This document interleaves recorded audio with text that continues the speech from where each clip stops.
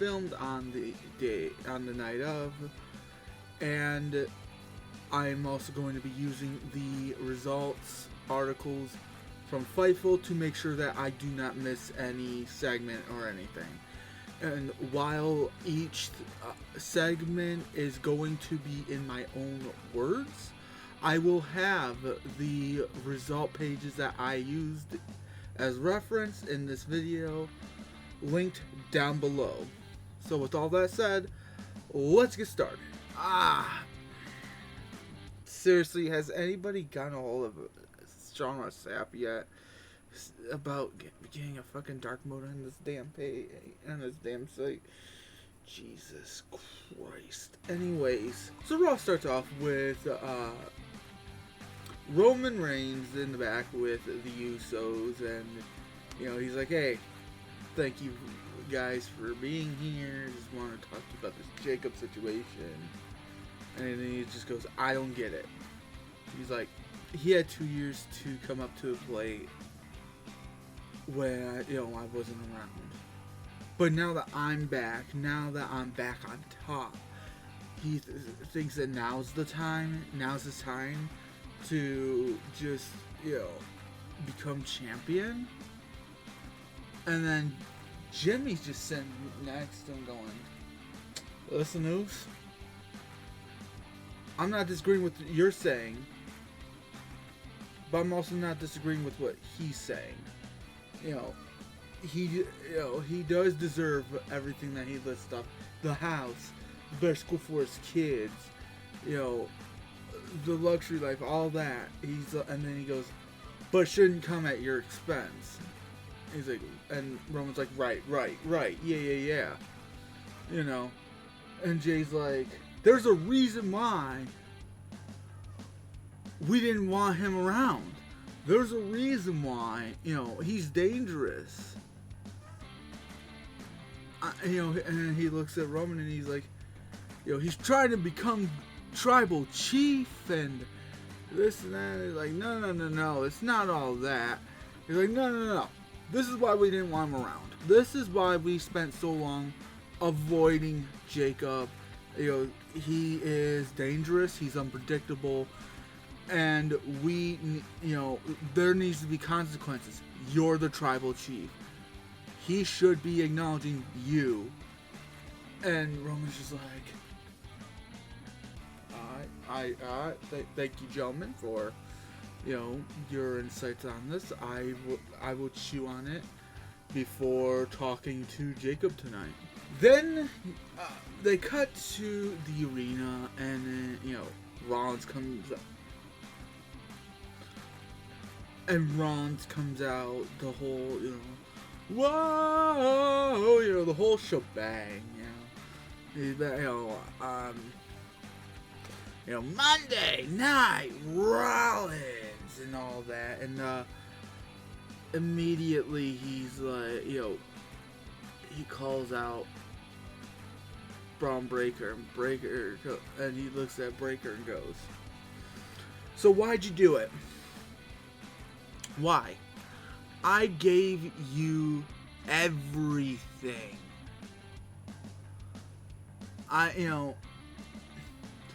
And you just dumped me like what? And Breaker basically goes, oh, you gave me everything? What the fuck did you give me? He's like, his last time I checked, me and Reed were just your fucking stooges doing your dirty work that you had no way of finishing yourself. He's like, look around now.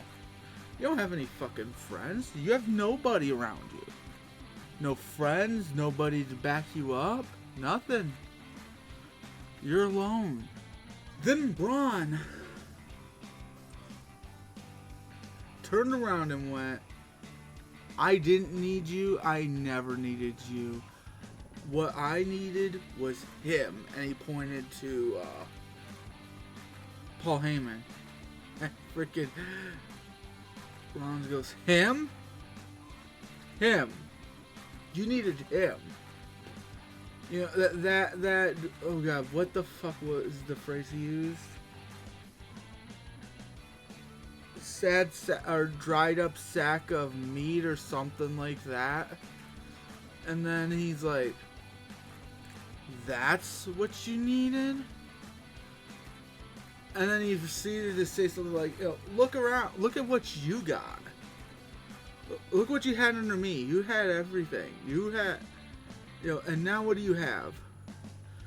You have him. You have, oh no, what do you got? What is it? 5-star hotels, a private jet with him, but also something about made fun of the fact that they now has Austin Theory and Logan Paul. It's quite funny, and I know I'm not gonna do it justice. Anyways, Breaker told him something along the lines of, hey, look, you're one of the best to ever do this. You are a top ballot Hall of Famer, no questions asked.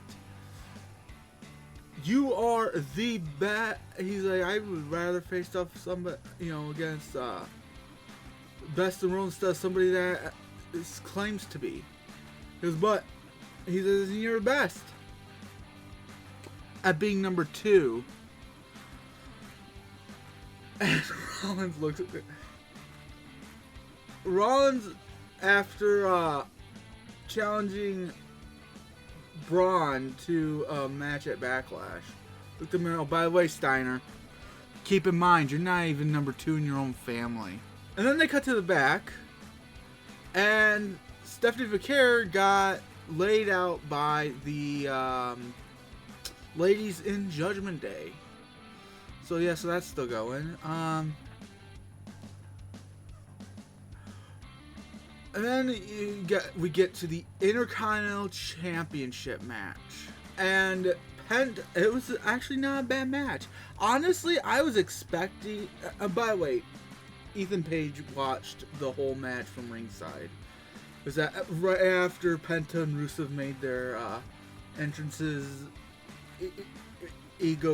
All Egos music started playing, and yeah.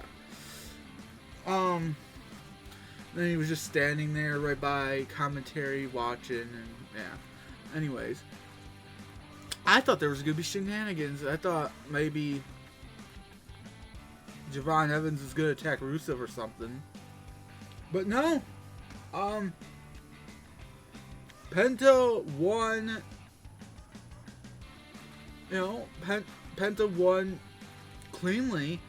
And it was actually a smart way they did it, because the whole time, not the whole time, but a good part of the time, Rusev was dominating like Rusev does. And at one point, Penta went up to do a springboard on the ropes, and Rusev, force of habit, went like that and switched around. However, Penta did not actually do the springboard. He just went on the ropes and then hopped down, went underneath, rolled them up into a pin. 1, 2, 3. I loved that ending. I think that was actually pretty smart of them to do. A smart way of having them, have Penta win cleanly. And then Page and Rusev, after a moment where it looked like Rusev was also going to, because Rusev started attacking Penta, Page came in to help Rusev start attacking Penta. Rusev gave Page a look. For a second, Page was like, alright. And then, at one point, Rusev let Page, start being getting in on the action. Then Javon Evans comes out and makes the save. Then they have a backstage promo by El Grande Americano, who I guess has a mask versus mask match against the original El Grande Americano, and at a AAA event on believe they said it was May 30th. And he's like, yeah, no, he's like, I'm not just fighting for my mask, I'm fighting for my identity. And there's no better way to prepare, and he said that there was no better way to prepare for his match than to challenge the best luchador in the world, Rey Mysterio. And then they get back to the arena, and Becky Lynch is coming out. She starts, doing her promo. She starts talking about her WrestleMania win, and how, it was one of her favorite moments because she looked out in the crowd, saw her little girl, and got to, walk up the ramp with her, and she realized at that moment that she needed to show her what a real champion looked like. Now, at this, with the way she was Becky pulled this off perfectly, by the way. With the way she was doing it, I thought, oh my god, this is how they're gonna do a face turn on her. Okay, but then she went, instead of concentrating on the luxury hotels, first class flights and all this and that, she's like, because I do indulge in all that. She's like, it's not about performing in front of the big crowds. It's about performing in dump towns like Laredo, they were in Laredo, by the way, in like Laredo, Texas, and she started booing. I was like, well, guess she's not actually turning face. Well, shit, alright. And then she issued, and then she goes, listen, I know what you want, I know what you want, okay? You ready? I know you don't want me to be facing any, any nostalgia act. I know you don't want, you want new, you want fresh, you want the best of the best. Well, you want me to do best of the best? I'm gonna issue an open challenge. So anybody who wants this, come on down. Io Sky comes out, and Becky, not Rhea, Becky looked at Io and went, huh? Yeah. It was like, I accept. She's like, you accept what? Oh, are you accepting on behalf of Rhea? She's like, what's going on here? Because I said I wanted the best of the best. Are you accepting on behalf of Rhea? Because, your former tag team partner. Because I was wanting to challenge Shawn Michaels, not Marty Jannetty. Right across the face. Right out of the ring she went, and then she tried to back out, and people were like, whoa.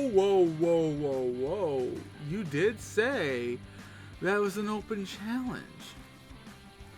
Therefore, this is official. This is an open challenge. Anybody could have gotten that, or anybody could have accepted it. Io accepted it. No, you're going in there and you're going to face Io. So then there was a Women's Intercontinental Championship match where Becky Lynch won, but only because Asuka interfered. It was she at one point when the ref's back was turned, she Asuka slammed Io down and let Becky get the 1, 2, 3. After the match, Asuka was choking out Io, and chants of "We Want Kyrie" started ringing through the arena, which was interesting to see, needless to say. Oh, and then they cut to the back in the locker room where the original El Grande Americano was talking to Rey Mysterio.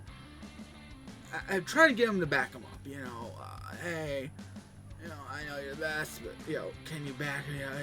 He's like, no, you gotta do this on your own, And then Los Americanos came in, and they were like, and El Grande Americano was like shocked.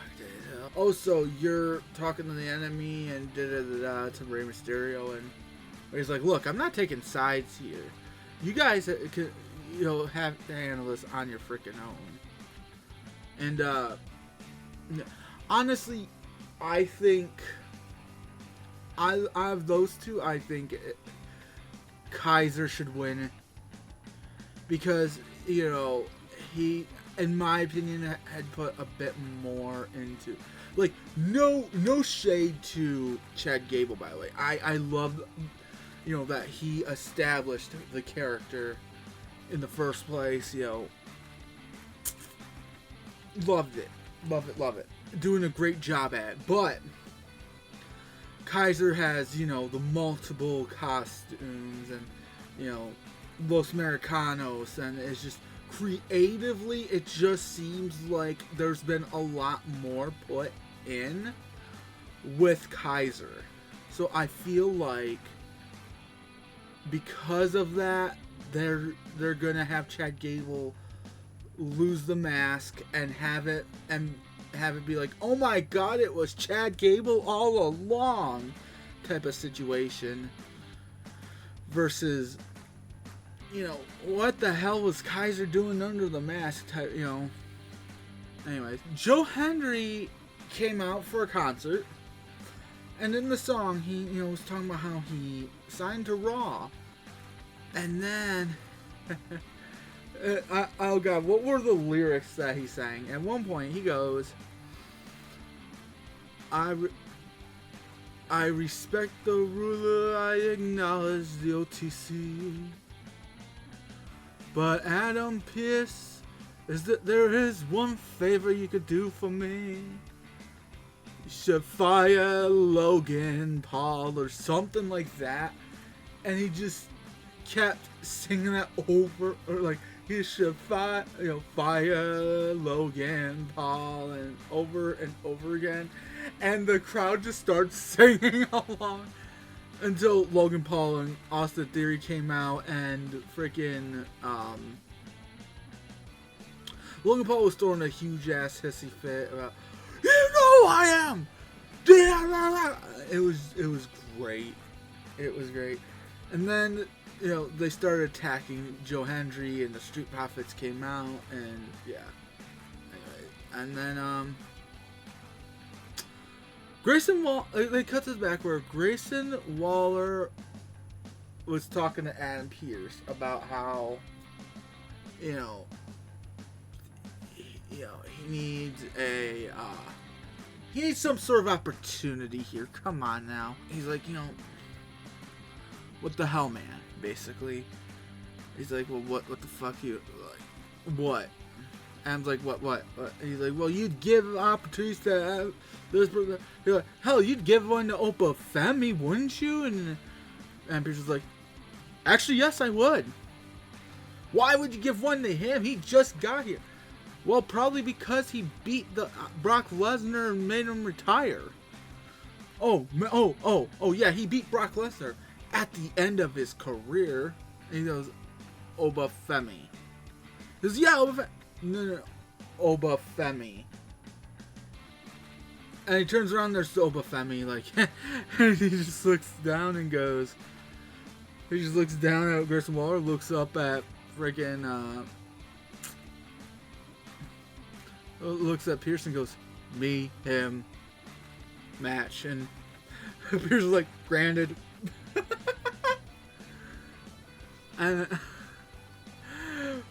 Pierce is and then Lois like, why didn't you tell me that he was right? I tried telling you. It cuts to another portion in the back where the Street Profits are walking with Joe Hendry, singing the Fire Logan Paul part of the song, and Seth Rollins comes up to them and just goes, "Hey guys, about last week," and they're like, "Dude, here's the thing." They're like, here's the thing, man. You think that was about you? You think that was about you? No. Don't get this twisted, dude. This was about those titles. We don't want anything to do with you. So, yeah. So, that is a part of something that Braun Breaker was talking about, being true. We got the El Grande Americano with Rayo and Bravo, of course, going up against Rey Mysterio, and Rey won. At one point, you had, I don't remember if it was Rey or Bravo. I know one of them is Pete Dunne and the other one is Tyler Bate. I don't know which one's which. Like, which one's Rey and which one's Bravo. I don't know, but I do know that they tried to put the plate in the forehead, in El Grande Americano's forehead. And it didn't work. The OG El Grande Americano came out and stopped it, and it fell into the ring, and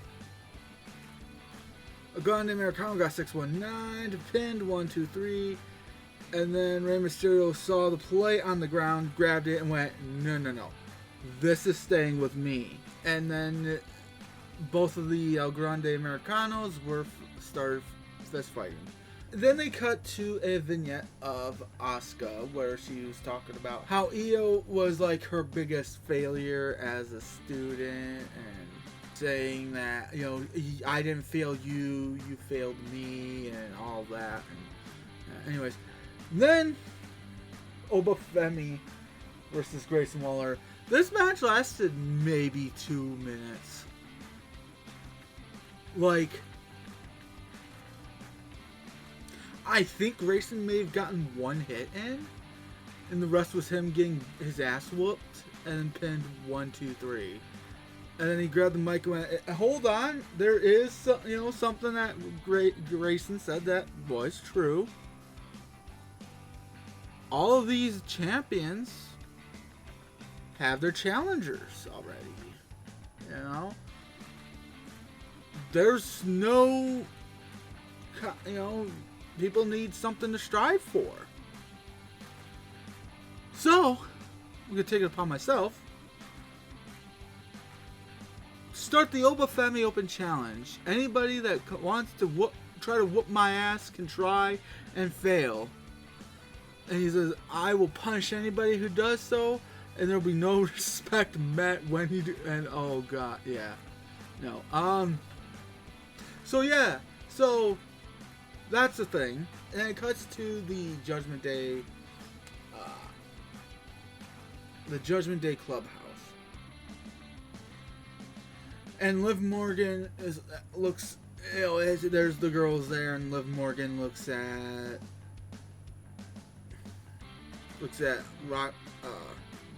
Raquel Rodriguez and goes, "Hey, can you give us a second?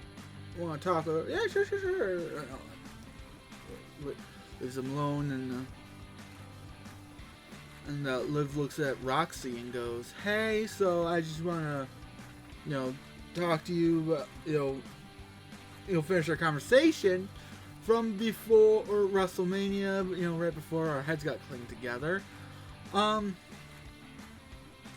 sorry about what happened with Finn, and I know you two were close because he brought you into the Judgment Day and all that, and I know what it must have felt like watching from home, because I watched from home when he brought you in, yada yada yada." And he's like, she's like, "I just want to make sure, we're cool. Everything, we're a family here, yada yada yada." And this whole time, I wasn't looking at Liv Morgan, I was looking at Roxanne. And To me, Roxy looked pissed. Up until like the last few seconds when it was like, we're cool, and she's like, oh yeah, and it's just like, no, there's something going on. And then Liv leaves, and then as Roxy was starting to stretch before her match, Finn walks in and goes, shh, and Roxy's like, what the hell are you doing here? You're not supposed to be here. He's like, listen, I'm just telling you right now, don't trust Liv. Liv Morgan is not somebody you can trust. You're going to end up stabbed in the back, yada, yada, yada. And Roxy's like, listen, I'm with the Judgment Day. I have a match to prepare for. You need to leave before there's some issues starting up. And Finn just like, okay, I hope you know what you're doing. And then leaves. And then we get the Judgment Day versus Bayley and Lyra. And Judgment Day wins. I believe there were shenanigans. I just can't remember the shenanigans. Anyways, by the way, they won. Therefore, give it, I believe, Judgment Day chance at the women's tag titles. And there was a vignette for Sol Ruka talking about everything that she accomplished in NXT and all that. And Roman comes out for the promo, and he's like, listen, there's a saying that is very true. It's not the title that makes the man, it's the man that makes the title. And he's like, that's why they had to make this title, to take away my shine, to take the attention away from me. But that didn't work. And he's like, he's like, even without any titles, you guys would still acknowledge me. For example, Laredo, acknowledge me, or acknowledge each other, something like that. Anyways, Jacob Fatu came out. Roman looks at Jacob and goes, all right, man, I give you 1 week to think things over. And Jacob's like, you gave me 1 week? He's like, I didn't need a week. I didn't need a day. I didn't even need a freaking hour. He's like, I already knew the answer. When I told you I don't want the title, that I need that title, I meant it. He's like, for 12 years, I've been doing the indies, working my ass off, suffering, being broke. Meantime, you guys have been up here yucking it up. In those 12 years, you hadn't called me, Jimmy hadn't called me, Jay hadn't called me. You know who did call me, though? Solo. And Roman just kind of looks and goes, Solo? Boy, I think you got shit confused around here, man. You think that they would have brought your ass in without me? He's like, shit. I signed off on them bringing you here. He's like, you think that nothing, you wouldn't be here? And he's like, me and you facing off would be nepotism. The hell are you talking about?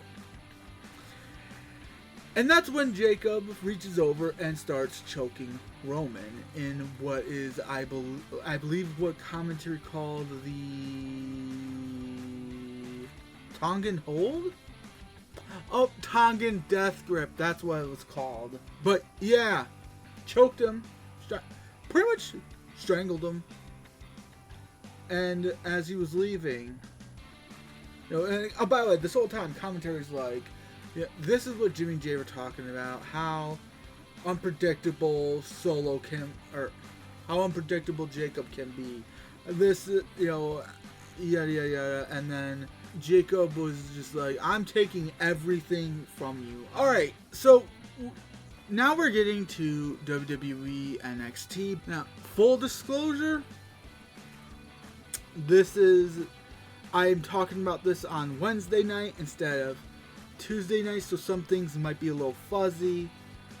And yeah, so with that said, starts off, before any of the matches, there is a backstage segment with Shawn Michaels, Matt Bloom, and Robert Stone, and they're talking about the current state of NXT. Because, almost all of the big stars got called up to the main roster. So they're like, hey, basically saying, it's anybody's for the taking, and that in turn became the general theme throughout the entire night. North American Championship title match, with Miles Bourne going up against Saquon Suggers. At one point, Suggers was outside the ring, and you had Dion Lennox, I think, was about ready, or tried to hit Miles Bourne with a steel chair or something like that, and Suggers was like, what the hell are you doing? I'm trying to win this for you, man. That's not how you do it. Da, da, da, da, da, da, da. And then Miles Bourne pushes Suggers into Lennox, and then somehow gets the win. I believe it is via pinfall. After the match, a guy named Tristan Angels came out into the crowd and was like, hey, there's, I'm here, basically. And then some guy named Ken Hendricks, who, if I remember correctly, commentary said was part of LFG, attacked Miles Bourne. They cut to ladies' locker room, and it was Kendall Gray and Ren Sinclair were sitting there talking, minding their own business, and Kelani Jordan came up and started yelling at them because, oh my god, you guys have been getting a lot more opportunities than me. What the hell? I deserve it more than you do. Yada yada yada. Well, maybe if you didn't tap out in the underground and all that good shit. But anyways, and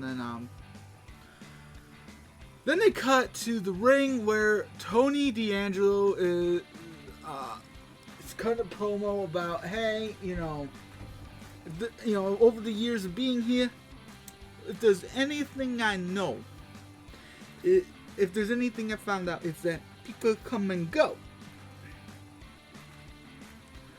The only constant has been me. I'm staying here. And then he started talking about the, then he started talking about the box that he found, the strange box with the Japanese writing. And then the lights went out, music started, and on the Titantron there was just a mask. So I was like, okay. And the way that they did the entrance, I even said on my watch along, like, I feel like this is somebody that everybody is going to know, but I have not heard the rumors of them being, And the crowd started chanting, Evil! Evil! So my first thought was Evil Uno, because there's the mask, there's a guy coming. No, but then I remembered, well, there's a guy named Evil from New Japan. It was Evil from New Japan. And, anyways, yeah, so he signed with WWE. And from a little bit I've seen when I watched the New Japan, pretty badass guy. But anyways, he handed a robe to Tony D'Angelo that had the same writing that the box had. And then from behind Tavion Heights started beating down Tony D'Angelo after Evil left. And I guess they're gonna be doing a heel run for him. And then after Heights leaves, there was a hooded figure that hit a moonsault on Tony D'Angelo. And the hooded man was revealed to be, according to Fightful, because I have no idea who this guy is, UK indie standout Will Cruz. I am not familiar with Will Cruz, but hey, if he is, a UK indie standout, he had to have been doing something right. Birthright cut a promo talking about how they laid out Dorian Van Dux, who was supposed to be EK Prosper's tag team partner for the match tonight. And EK Prosper comes out and he gets jumped, and then Sean Legacy comes out and backs him up. And then we got EK Prosper and Sean Legacy versus Birthright, specifically Stax and Uriah Connors. EK Prosper and Sean Legacy won. I got Tate Wilder made the save. I don't remember how, but yeah. Anyways, and then Callie Armstrong, they cut back to the women's locker room. Callie Armstrong comes in and starts yelling, hey, what the hell? NXT's wide open. Nobody's, going, stepping up to the plate. What the hell? What's going on here? And then she looks at Jay Parker and goes, "Are you scared?" And she's like, "Excuse me." So yeah, Callie Armstrong versus Jay Parker. That's a match I really want to see because those two women hit fucking hard. I don't remember if this is it, but the only thing for the second hour that they have is Lola Vice coming out. Okay, she called out the calling, saying, "Hey, get your asses out here." And you had Sean Spears come on to the Titantron and goes, "Oh, Lola, hi. I know a thing or two about being a champion. So if there's anything I can, if there's any advice I can give you, it's stay one step ahead. Just like the calling." And then you have Nico Vance and Izzy Dame appearing behind Vice. And Lola turns around and goes, "Oh!" And kind of like backs away and goes, "Oh no! You guys have cornered me. Oh no, whatever will I do?" Mr. Iguana pops out from under the ring and comes into the ring and to attack Nico Vance. And then, Izzy and Lola start going at it, and yeah. Okay, so I am now using the WWE article on what happened.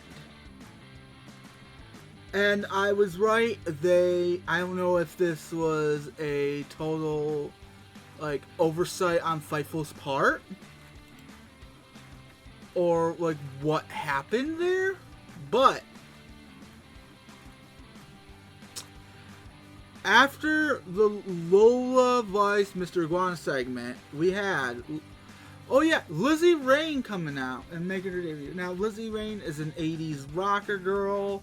The leather, she had the green zebra print, and the 80s hair, everything, and she ended up defeating Nikita Lyons, which weird considering at one point Nikita Lyons was thought to be the next big thing. Kalani Jordan went up against Ren Sinclair, and at one point, I remember this match. Okay, At one point, I don't remember exactly what happened, but she went to go and do a move, do like a jumping off move to Kalani from the apron to the outside of the ring, and tweaked her knee. And the rest of the match, Kalani used that to her advantage,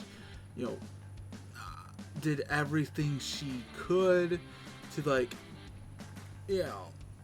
target it and everything. And at one point, Ren went to go and put in her finisher and couldn't, because she couldn't stabilize with her knee. And Jordan hit her finisher and won. The one of a king split-legged moonsault, according to WWE. And then they get to Shiloh Hill going up against Ricky Saints. So at one, anyways, Shiloh ended up winning, by the way. But at one point, Shiloh went under the ring, and Ricky went to go, saw the boots, saw the jeans, and was like, okay, that's it. It was a fucking dummy. Dressed as Shiloh Hill with the flannel and everything, and a hockey mask and all that. And then for the rest of the match, Shiloh had it just chilling between the padded barricade and the glass barricade. And you could see fans grabbing it and making it wave and stuff. It was fun. It was a fun match, At one point towards the end of the match, Ricky Saints slapped the false tooth out of Shiloh Hill's mouth. That enraged him, and Shiloh ended up winning. And now Shiloh has his momentum with this being the biggest win of his career, and Ricky Saints can go up to the main roster with that story all tied up. Now we get to AEW Dynamite. They kick off the show with the TNT Championship match between Kevin Knight and MJF. Now, this was actually a pretty good match. It started with MJF, throwing Kevin Knight into, the post and the steps and stuff, and being like, hey, you wanted MJF, you got MJF.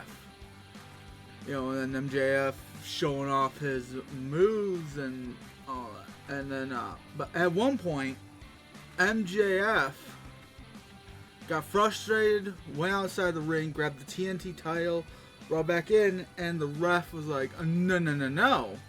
Grabbed the title, and as he was putting it away, he's like, MJF's like,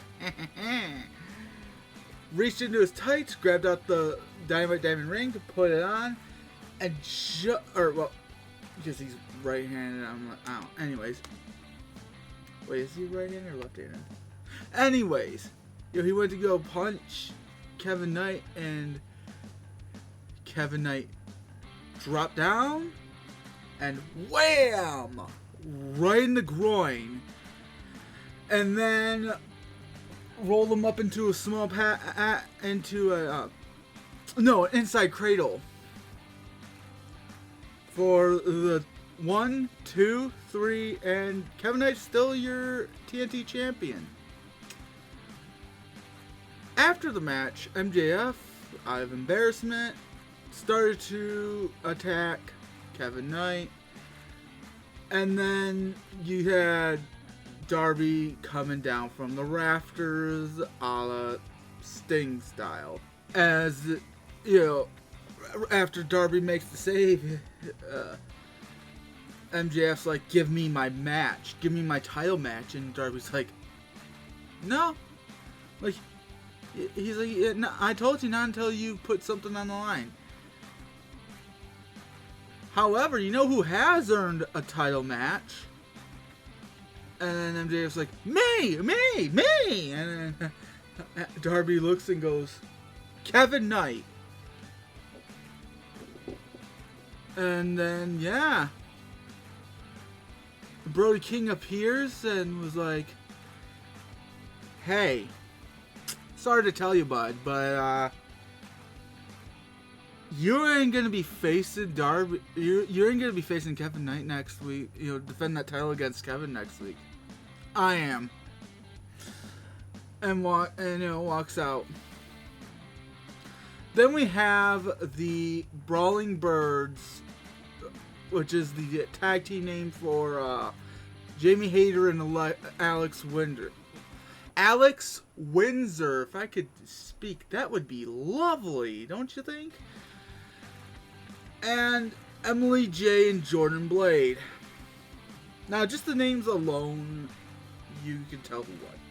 Okay, I don't know if anybody really knows who Emily J and Jordan Blade are, but yeah, the Brawling Birds. It was a jobber match. Okay, and then there was a backstage promo where Tekla and Sky Blue were talking about Persephone and the Brawling Birds, and talking about how she said, what happened to Persephone was your fault. Anything, you should stay within your tag team because you do not want to go into the big time against me and stuff like that. Then there was a AEW International Championship match with Kazuchika Okada going up against Ace Austin. And this was an excellent match. It was fantastic all the way around. Kazuchika Okada did retain. So, yeah. And then after the match, while Mark Davis and Don Callis were in the ring celebrating with Kazuchika Okada, you had Konosuke Takeshita come out on the ramp and point to the screen behind him, pointing at where it said the Double or Nothing logo. And saying, no. Then there was a vignette, and they was going through this old, style Western town. And there was one poster for Bandito, and I was like, okay, so this is gonna be about. Okay, so there, it's another vignette it's a vignette for Bandito. Cool, sweet. Nope. Then you got people screaming out of I'm going to take a wild guess to say saloon. And the last guy to come running out of there panicking was Bloody. Then somebody comes out with the bloody knuckles and then comes up to the Bandito wanted poster that's in the sand, bends down, picks it up, kind of shakes it off.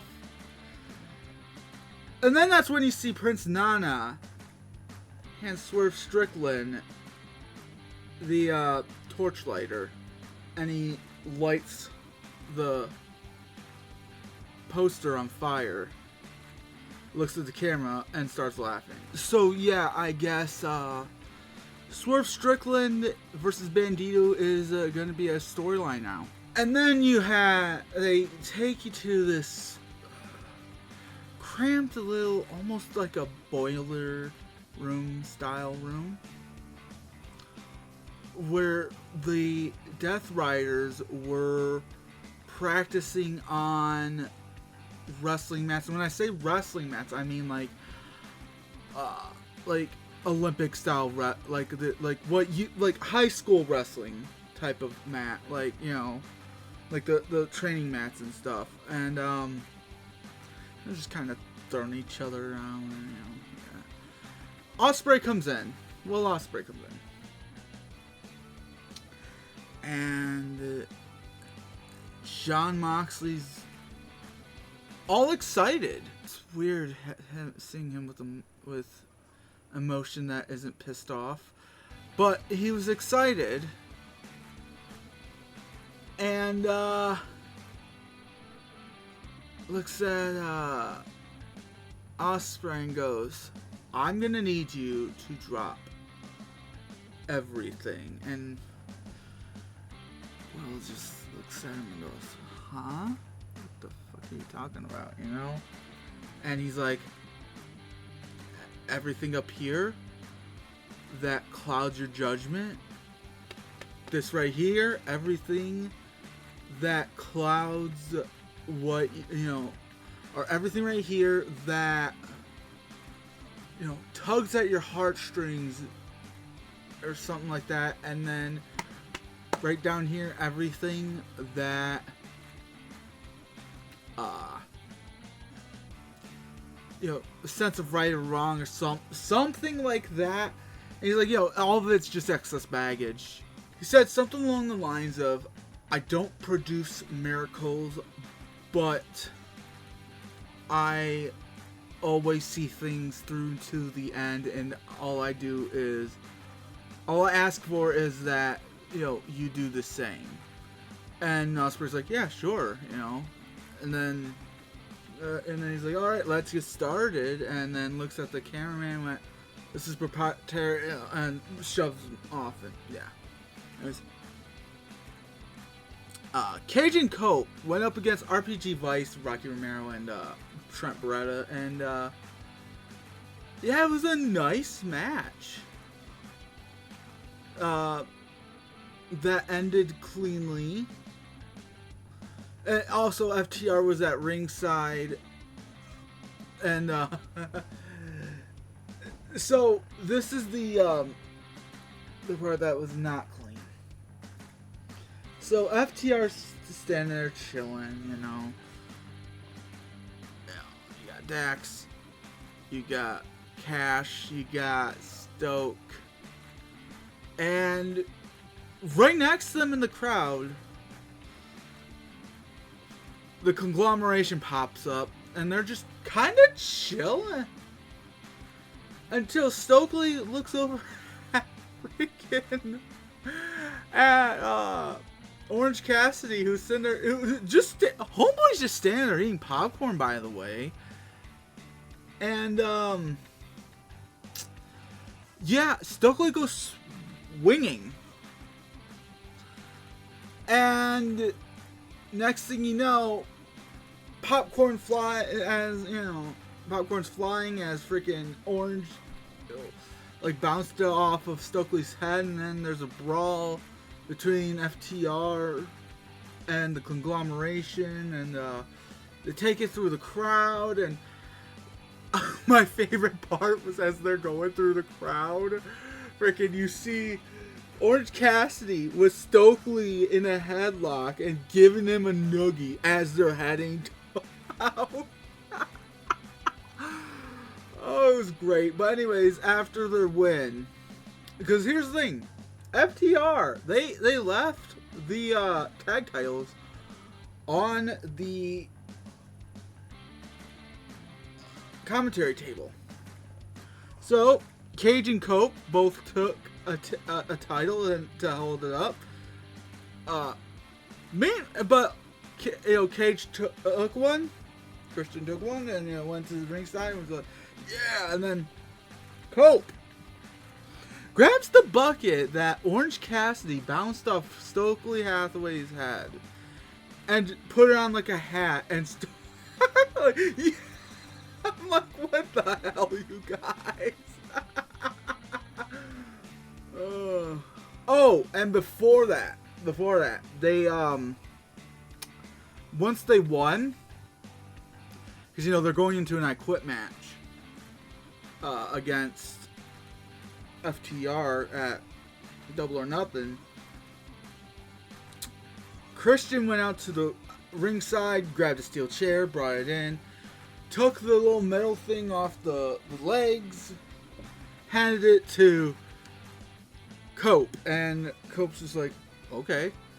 And did his little thing to Trent Beretta, and Cage is like, what are you saying? I quit. And then, as he's going away, he's like, I would never say I quit, you little bitch. After that, there's an interview in the back with Jericho and Renee.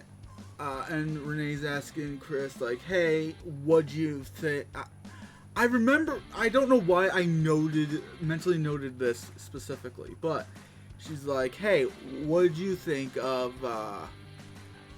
Ricochet doing the lion salt? He's like, look, they say that he was talking like, hey, look, copying is the strongest form of flattery. I'm not flattered because, this, that, and the other. And then the demand jumped him. Then we get to the AEW Women's World Tag Team match with the Divine Dominion, Megan Bayne and Lena Cross, against Hikaru Shida and Chris Statlander. Now, this was an interesting match because they've been building up for Hikaru Shida to turn heel specifically on Chris Statlander. And at one point during the match, Hikaru Shida got frustrated, went for her kendo stick. And Chris Statlander's like, no, and then went and grabbed it. And they're kind of doing a tug of war. And I believe it was Megan Bayne who was in the ring at this point, I want to say. And at one point, Statlander forces her to, jerks her to the side. So Megan Bayne missed in the corner and, hit the actual, corner instead. And then at one point, I think, and then it was at that point that, Statlander got tagged in, and next thing you know, Hikaru Shida kicked Chris Statlander in the gut and did a suplex on her onto Megan Bayne with her in between the ropes in the corner. And then started playing it off like she was using Chris as a weapon. Either way, Divine Dominion won. And then,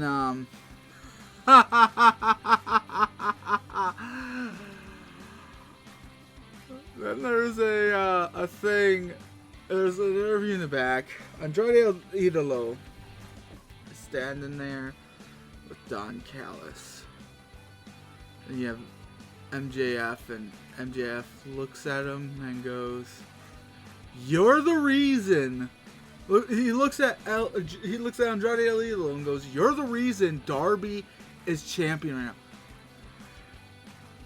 now." Andrade just looks at him and goes, "How do you know?" "Because Don told me you lost the match." "How do you know?" "Because I saw my own."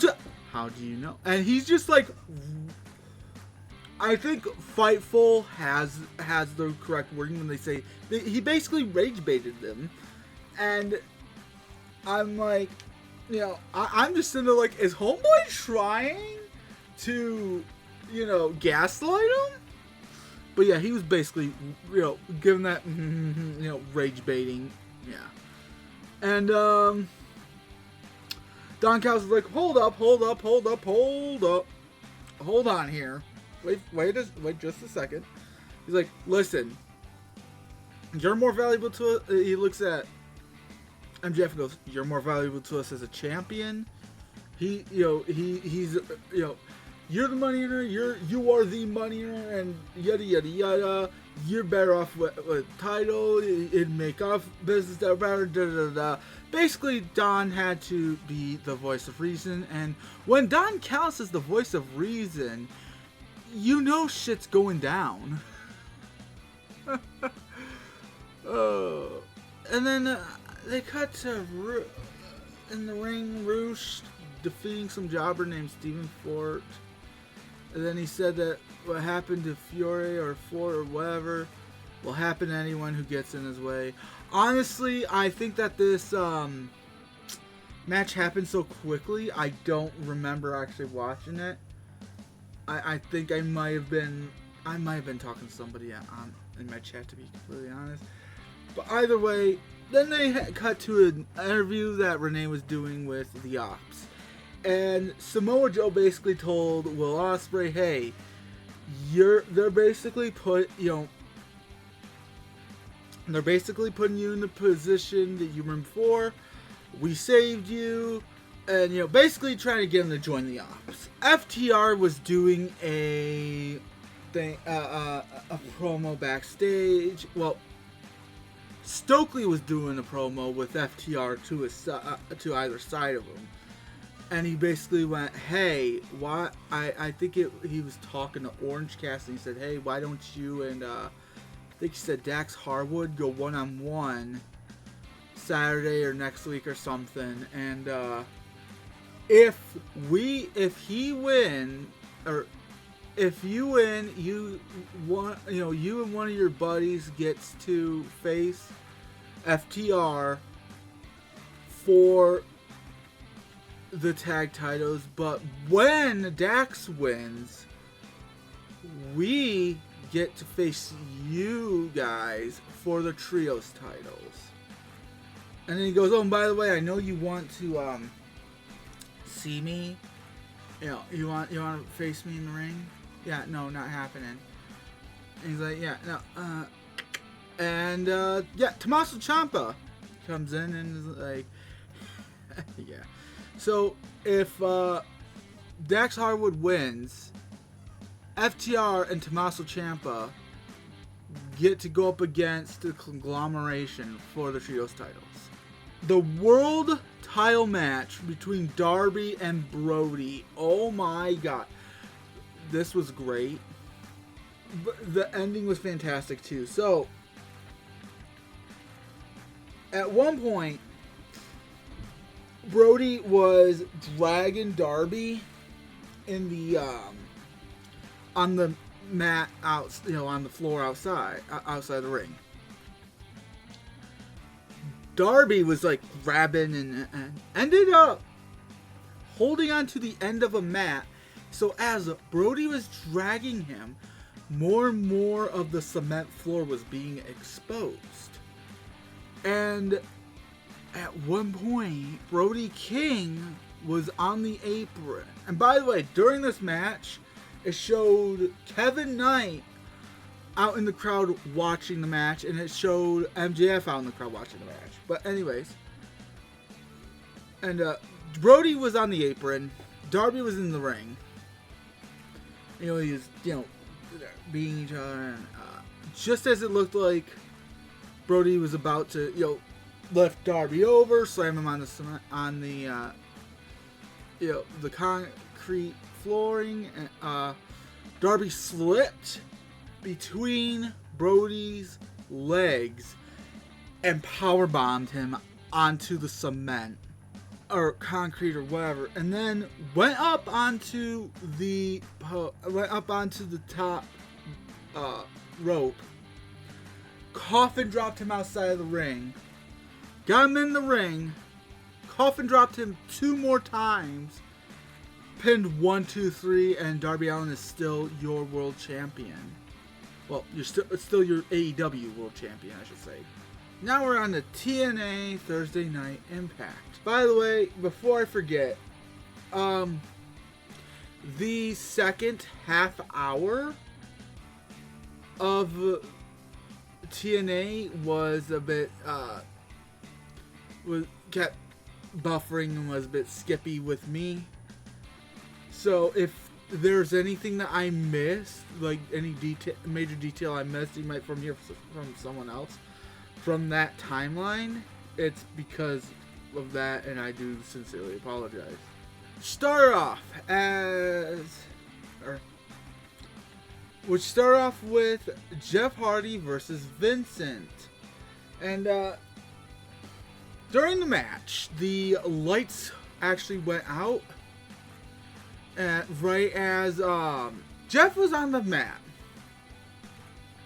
flat on his back, and Vincent went up onto the top rope, and lights went out, came back on, and Broken Matt Hardy was standing there like, and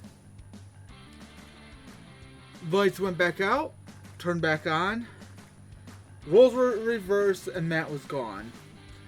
Jeff was on the top rope, Vincent was on the ground, and Jeff did the Swanton Bomb, got the 1, 2, 3 before Dutch had to help Vincent to the back and everything. Yeah. Then there was a backstage interview segment with Frankie Kazarian talking about the strap match that him and Elijah would have later on in the night, and basically going, hey, this is the first Walk with Elijah match, or whatever.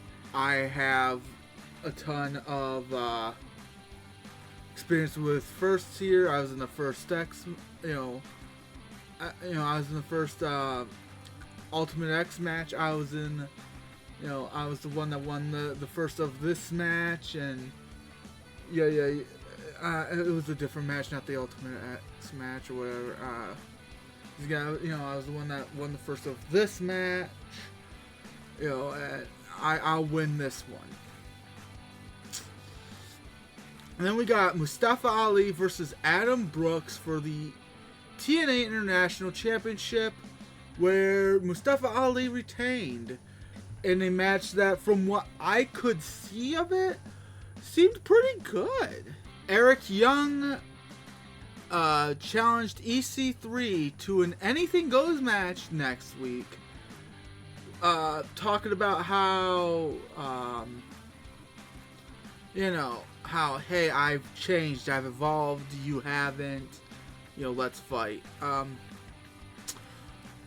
Rosemary, Ali, and Marash Sadeh defeated Blanchard, Moore, and Crawford. Now, this match was skipping all over the place for me, so I was not able to, I'm not going to be able to, give you guys much detail on that. Now, then it cuts to a, Santino Marella with an at-home promo saying, hey, I'm no longer under suspension after a star witness vouched for me. And so he announced for next week that I am so thankful that Fightful has this list, because honestly, even if I tried, I would not have been able to memorize this list. But he announced Leon Slater and Moose versus Eddie Edwards and Cedric Alexander. Nick Nemeth and Casey Navarro versus The System for the tag team titles. And Ariana Grace versus Lei Ying Lee for Knockouts title, with Zaya Brookside banned from ringside. Then he goes, speaking of that star witness, Indy Hartwell comes out, and she's no longer suspended either.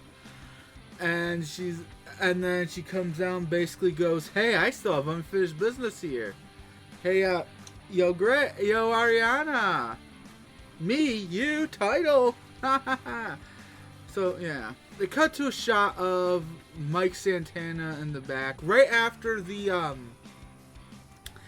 the injury report thing that they do, saying, oh, Mike Santana and Rich Swann have the week off, just in case, to heal from their thing last week, from their match last week, and so And then it cuts to Mike Santana talking about how him and Rich Swann, tore each other apart, yada yada yada. And then Nick Nemeth comes in and was like, "Hey, still got this Call Your Shot trophy right here. So I'm gonna go get the become a tag champ, and at some point while I'm a tag champ, I'm gonna turn this in on you and become a double champion, leaving you with nothing. Good talk, champ. Bye bye." Basically is what it boiled down to.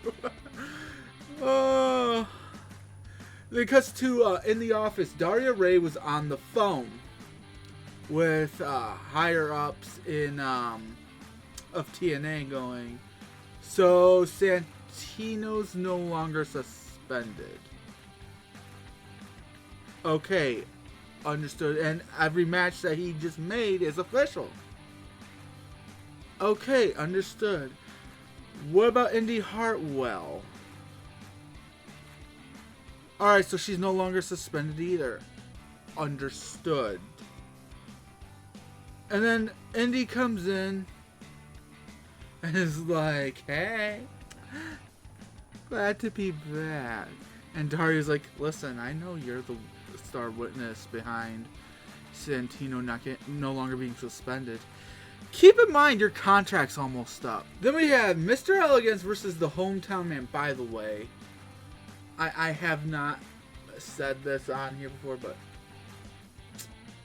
the Hometown Man, this character of Cody Deaner's, so simple but works so well. Mwah. I love it. Love it. Anyways, in the match, one note that I have to give about this match: Mr. Elegance should get, work on his selling when it comes to aggression, because either that or lean into that, because honestly it makes him come off as a dick a bit more, if you ask me. But hey, who the hell am I to judge? But anyways, either way, Mr. Elegance did win. Liang Lee then was talking to Gia Miller, and she was like, "I've been thinking about this." She's like, "I don't want this title shot anymore. I don't want any of this anymore. I want to go home. I want to go back to China. I want to go back, go stay with some family." Okay. And then, is just like, no. And Tommy Dreamer comes in, sits next to them, and he just looks at Lane and goes, "Listen, Santino's not here right now, but he is sorry for putting you in that predicament. Now listen," and then he just is like, "Hey, look, I know you can do it. She knows you can do it. You can do this. You can beat Ariana Grace for the title. You do belong here." Yada yada. It convinces her to stay. Leon Slater then comes out for a promo and starts talking about how the beef between him and Cedric Alexander. And then Cedric comes out and they basically... I don't think I really was paying much attention during this, to be honest. But apparently, according to Fightful, they set up a 2 out of 3 falls match for Impact Live on May 14th. Then it goes to Ryan Nemeth is sitting on a couch backstage, right? And he's just sitting there. Like, you'd think he was in a therapy session or something, like talking about how, my big brother always gets these opportunities. He gets, and I never do. Like it's like when I was in 8th grade. Oh God, what was it that he said? He was in 8th grade and they didn't go to something. His parents did. Oh no. He won the 8th grade spelling bee. And he looked in the crowd and his parents weren't there because they were with his big brother and yada yada yada. And then it kind of zooms out, and after he, pats whoever, goes, "Oh, thanks for listening." Zooms out, it's AJ Francis. He looks and goes, "First of all, don't ever fucking touch me. Second of all, I don't give a rat's ass about any of this shit. Any of this Nemeth family drama. All I need you to do is what you and Nick do, that's y'all's business. Leave Casey Navarro to me, though." Then they get to the main event, the Walk with Elijah guitar strap match. It begins backstage, and for those who don't know, a strap match, the whole thing of it is you and your opponent are attached at the wrist via a strap. And the whole point is, for the way to win is not via pinfall or submission, is to get to the ring and touch all four corners of the ring in succession of each other. And so start off in the back, with something that I noticed was that they also had the a lot of stuff covered in cardboard. I'm gonna guess to soften the blow, which can't say I blame him. But yeah, Elijah ended up winning it. Okay, now we go to Friday Night SmackDown. Alright, so the show starts with Cody Rhodes coming out. Black Eye is still there, but looking a hell of a lot better. And he's like, "Hey, I'm medically cleared." And then right after he announces this, Ricky Saints comes out as he was called up to SmackDown from NXT. And Ricky's like, "Hey, we're no strangers." For those of you who don't know, they're best friends in real life. And we're, in AEW together and all that. But anyways, he's like, "Hey, we're no strangers to each other. Me, you. Why don't we go ahead?" He's like, "Really?" Cody just looks at him and is like, Do you really think that you have what it takes to step up to me?" He's like, "Do you understand what happened? Do you remember what happened last time you stepped up to me?" And I don't remember that happening when he was in NXT, so if memory serves me correctly, that happened in AEW. But anyways, they had a match later on in the night, which was, they arranged a non-title match, by the way. JC Jane and Charlotte Flair go at it as the first match of the night. And as Fatal Influence comes out, JC's base, has the mic in hand and goes, "Hey, we're here to make a statement.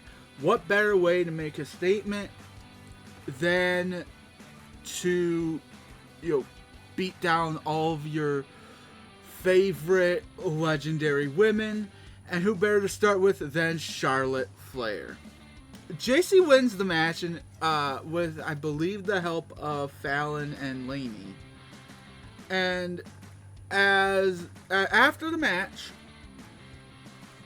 Charlotte and Alexa get beaten down by Fatal Influence, and Rhea comes out to save them. Now, prior to the match, before Charlotte came out with Alexa, Rhea came to her and went, "Hey, look, we haven't always seen eye to eye. But we both have the same problem right now. Why don't we work on this together? Since there's two of you and three of them." And Charlotte's just like, "No, thank you." And so, and after Rhea saved her ass, she shook Rhea's hand. Then they go to the back where Brie, Bella, and Paige were getting interviewed, talking about their match with the Irresistible Forces later. I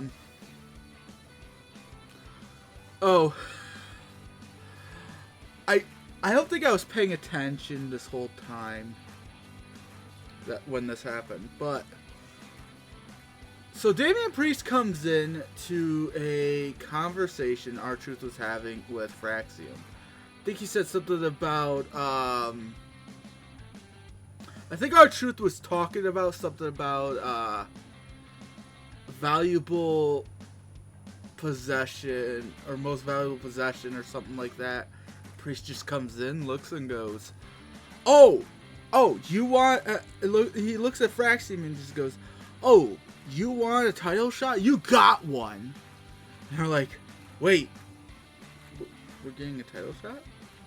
Sweet! And then he's like, and then R-Truth just looks at him and goes, dude, what the hell?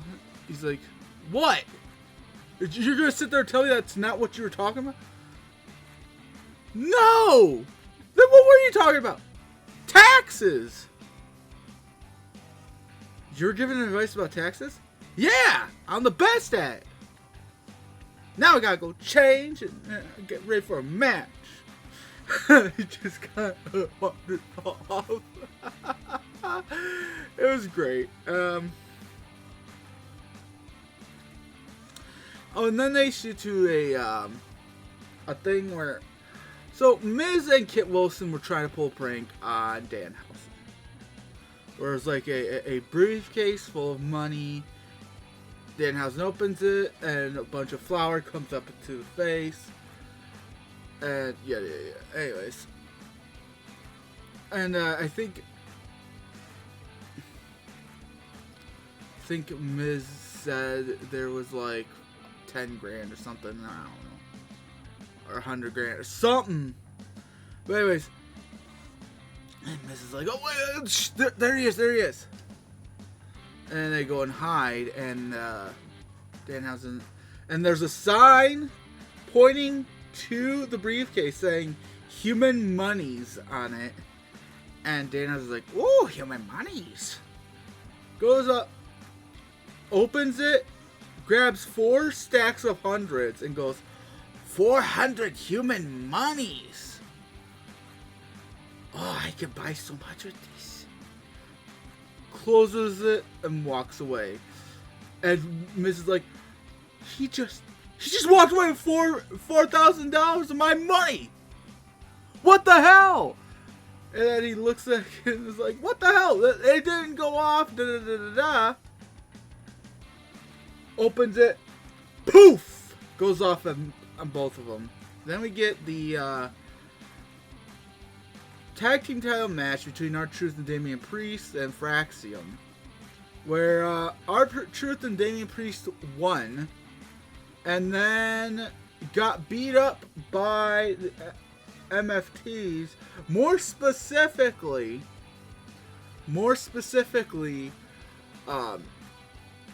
Talatonga and Solo Sikoa. And, Usos come out and then they're like, hey, listen, you're gonna want to leave Jacob alone until Roman's done with him. When the Usos were talking to Solo Sikoa and Talatonga, the Usos mentioned, he used the Tongan death grip that's, that's brought down, that's taught generation to generation, and we've always been told that is a last resort. And, looks at Talatonga and goes, hey, your dad used it back in the day, he's dangerous and he's dealt with yada yada yada. And Solo's like, the fuck are you talking about? It's like, no. They're like, no, we're not asking you, we're telling you. And then he's like, And he starts laughing. He's like, you know what? I don't got time for this. Turns around, goes to get out of the ring, and he's facing the crowd with his back turned towards the entrance. And he's grabbing the top rope, and then just kind of looks over, gives a very, very slight nod, and Tala Tonga just takes out the Usos. Then Solo grabs a mic, goes up to them, and says, "Tell Roman he ain't my tribal chief. I don't give a damn what he says." And walks away. Then we get to Cody Rhodes versus Ricky Saints, which was pretty good match. Which is no surprise considering if you've ever seen any of their matches in AEW. Cody Rhodes won, which is kind of upsetting since it's Ricky Saints' first match in the main roster. But anyways, Gunther came up behind and choked out Cody Rhodes. Danhausen then comes out and says he has, I found 400 human monies. So you know what I did? I bought you guys Danhausen shirts and starts throwing t-shirts and wadded up t-shirts into the crowd, and Miz comes out covered in flour, and he's just like, you know what? I am going to face the fact I am cursed. Because since you've been here, so much has gone wrong. He starts listing things off that, have gone wrong. And topped it off with, my daughter's bike was stolen.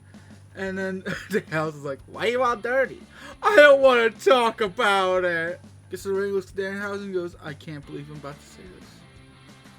But if it means I'm going to be uncursed, then Danhausen, I will be your mentor. Right as they're about to shake hands, Kit Wilson comes out, flipping his shit, going, what the hell, Miz? You're supposed to be my mentor, come to your senses. No, you come to your senses. And they just start bickering back and forth, and Kit pleads, and honestly, I thought this was going to be legit a way that they turned Miz face. Until right as he shook Danhausen's hand, boom, skull crushing finale, and then him and Kit Wilson start beating down Danhausen. And then you got Royce Keys going up against Angel Garza.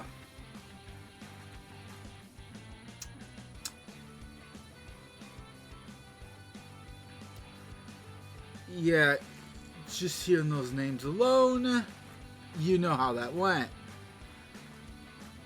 And then, after the match, Royce Keys goes backstage, looks at Jacob Fatu, and they're talking. He's like, hey man, we've known each other for like 14, 15 years. He's like, look, me and you were, from the streets. If you need anybody, I got your back. He's like, yeah, appreciate it, man, appreciate it. And then as they're talking, MFT lays out Jacob Fatu and Royce Keys. Yeah, that's I don't see that working out too well for them. Okay, so you guys know the gingerbread. The gingerbread costume. Well, they brought out a mannequin or whatever with the gingerbread man costume on it. Sami Zayn came out for a promo and basically was like, I don't know what I did to start getting booed, yada yada yada. And then he just looks, he's like, you know what I feel like doing? You know what I feel like doing? And then he just like looks at the gingerbread man, he's like, and he's kind of sister, and he's like, yo, what the hell? I was just about ready to hit a costume. I was just about ready to hit a freaking gingerbread man costume. What the hell is wrong with me? And then he just kind of looks and goes, hey, yo, put it there. And then just kind of shakes his hand. But as he has gingerbread man's hand, boom, kicks him right in the groin. Kicks him right in the groin and then starts basically literally beating down the gingerbread man costume on a mannequin, tore off the arm, tore off the gumdrop button. Not the gumdrop button! And then Trick Williams comes out. He put up the dreaded X sign. They go backstage.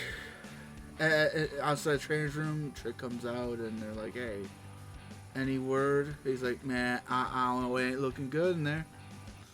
And then the doctor comes out and he's like, is he alright, Doc? So, ladies and gentlemen, today we have officially lost the gingerbread.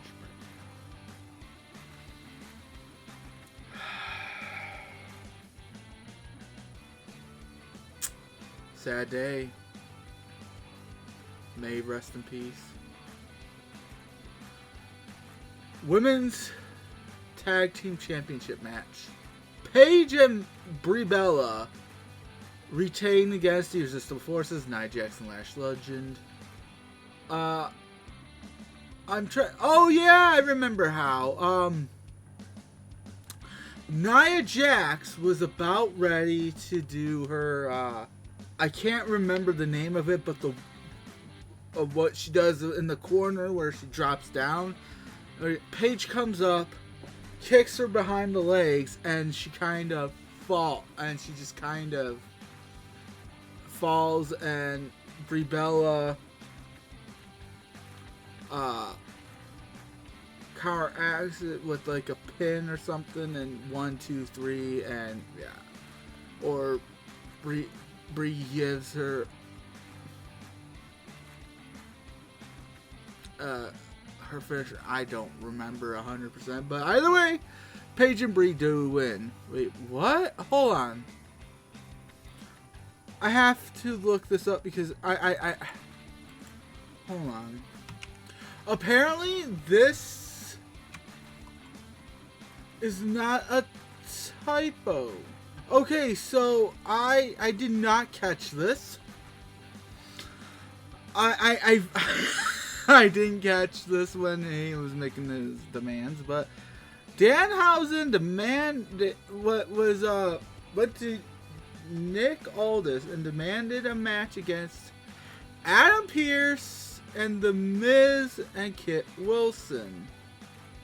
Now I remember this being done. I don't think I caught that he demanded Adam Pearce. But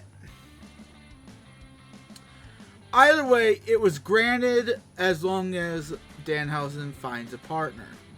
Then there's the match, MFTs, Solo Sikoa and Tala Tonga, going up against the Usos, and yeah, MFTs won by disqualification because Jacob Fatu came in and started laying both of them out. Afterwards, he used the Tongan Death Grip on both of them. He used it on Solo, and then Tala Tonga was about ready to slam him through the commentary table before getting the Tongan Death Grip himself. Collision starts with Death Riders and the Dogs going up against the Rascals and Top Flight. Riders and the Dogs end up winning. Then there's a vignette of Jack Perry and Luchasaurus about Jack Perry's national tour or something like that. Something to do with the AEW national title. But oh, speaking of which, Jungle Jack Perry defeated Mascara Dorada in an epic match to retain the AEW National Championship. Honestly, if you wanted to watch any match from Collision tonight, go back and watch that one. It was great. There was a little post-Dynamite segment that they showed where Chris Statlander was pissed at Hikaru Shida for costing them the tag titles. And, like, to the point where Chris Statlander was, like, had Shida against the wall, like, by the throat and everything. Going, yeah. And Shida, scared shitless, was like, I'll make it up to you! I'll make it up to you! I'll make it up to you! Yeah. Then they had a conglomeration up against MXM TV, which is Johnny TV, Mason Madden, and Mansoor. Conglomeration won, and also Johnny TV looks so weird with his head shaved. But hey, who am I to judge?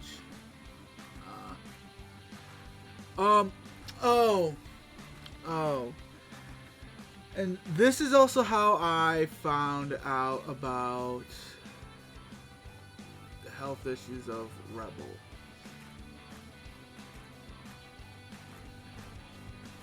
Yeah,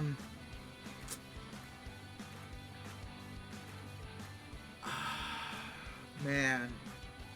So, apparently, Rebel put on social media that, like, they didn't say this in the show, by the way, but, she put on social media that she had terminal ALS. And, thanked AEW and Tony Khan for the medical treatment, and to send prayers,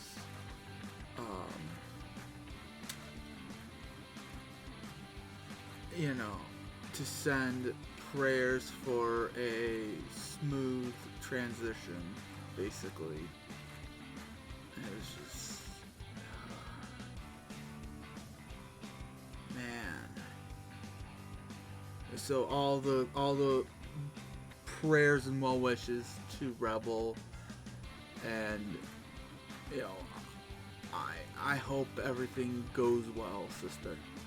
Then there was an AEW TBS Championship match. Willow Nightingale retaining against Anna Jay. It was nice seeing Anna again too. Then there was